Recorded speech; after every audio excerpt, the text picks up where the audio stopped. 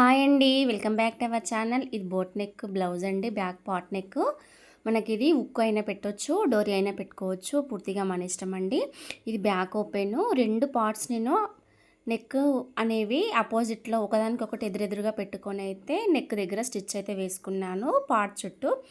ఈ extra piece cutting చేసుకున్న తర్వాత ఈ కచ్చకలు అనేవి పెట్టుకోవాలండి. మనం ఇంతకుముందు వేసిన కుట్టు దారం అనేది కటింగ్ కాకుండా పెట్టుకొని దాన్ని రివర్స్ చేసుకోవాలి. దీంట్లో ఇక్కడ పార్ట్ షేప్ దగ్గర ఒక నీడిల్ తోటి కరెక్ట్గా క్లాత్ అయితే బయటకు తీసుకోవాలి.